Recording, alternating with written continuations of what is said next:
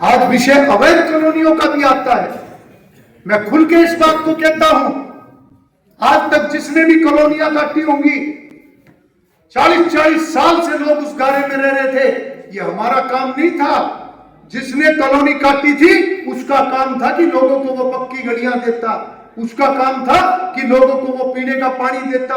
उनको गारे से निकालने के लिए कानून बदला गया था, परंतु इसका मतलब ये नहीं है कि भविष्य में भी अवैध कॉलोनियां कटे। लोग उनके झांसे में आए, मुनाफा कमा के 5-4 लोग, और लोग वहां पे सस्ते के चक्कर में प्लॉट खरीद के सरकार उसको उसके ऊपर खर्चा नहीं कर सकती। किसी भी गलत काम को इलाके के अंदर हमें नहीं होने देना है। कोई भी अगर गलत काम इलाके के अंदर होता है उससे इलाके की बदनामी होती है। हमने कितने सारे प्रोजेक्ट 11 साल में हम लेके आए, 50 कॉलोनियां रेगुलर करवा के करोड़ों करोड़ों रुपए की ग्रांट लाके उन लोगों को नर्क से निकालने का काम हमारी सरकार ने किया।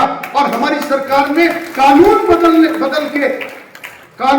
के 40-40 साल पुरानी कॉलोनियों को रेगुलर करके गारे में से लोगों को निकाला है। ये काम इतनी आसानी से नहीं हुआ। आज विषय अवैध कॉलोनियों का भी आता है। मैं खुल के इस बात को कहता हूं, आज तक जिसने भी कॉलोनियां काटी होंगी, 40-40 साल से लोग उस गारे में रह रहे थे, ये हमारा काम नहीं था। जिसने कॉलोनी काटी थी उसका काम था कि लोगों को वो पक्की गलियां देता, उसका काम था कि लोगों को वो पीने का पानी देता, वो सरकार का काम नहीं था। ये मनोहर लाल जी की पीठ सुनती है कि उन्होंने कानून बदल के उन कॉलोनियों को रेगुलर करा, उन लोगों को नर्क से बाहर निकालने का काम किया। परंतु आज मैं इस मंच से यह भी कहना चाहता हूं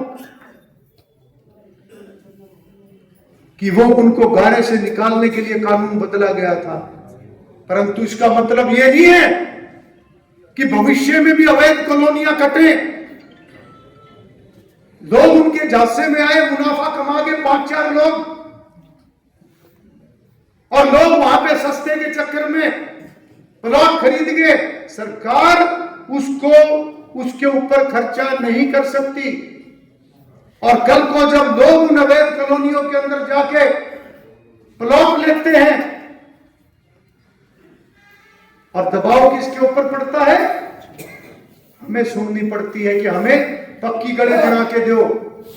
इसलिए मैं आज इस मंच से ये भी बात कह रहा हूं, किसी भी गलत काम को इलाके के अंदर हमें नहीं होने देना है। हमें लोगों की भलाई के लिए काम करना है। अवैध कॉलोनी पर भी आज आपने बोला। देखिए, हमारी सरकार आने के बाद मुझे ध्यान है कि 40-40 साल पुरानी कॉलोनियाँ थी, परंतु वहाँ पर किसी भी प्रकार की कोई सुविधा लोगों के पास नहीं थी, और वो सुविधा ना होने के कारण एक नरकीय जीवन वो जी रहे थे।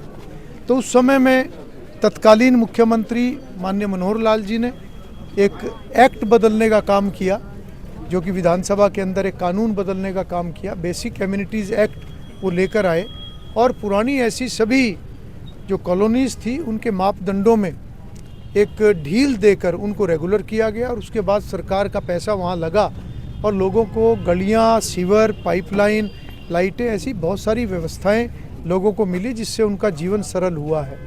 परंतु आज मैंने ये समाज से भी अपील की है कि क्योंकि वो ऐसी कॉलोनियाँ थी जो बहुत पुरानी बसी हुई कॉलोनियाँ थी, और उनको एक बार उस गंद से निकालना ज़रूरी था, परंतु इसका अर्थ ये नहीं है कि बिना लाइसेंस के अगर कॉलोनियाँ डेवलप होंगी तो वो कहीं ना कहीं कुछ लोगों का ही मुनाफा होता है, परंतु उसमें भोले भाले लोग जिनको जानकारी नहीं होती वो उसके अंदर सस्ते के चक्कर में वो खरीद लेते हैं और बाद में फिर उनको सुविधाएं नहीं मिलती। तो मैंने ऐसा भी एक जागरूकता के नाते ये विषय रखा है।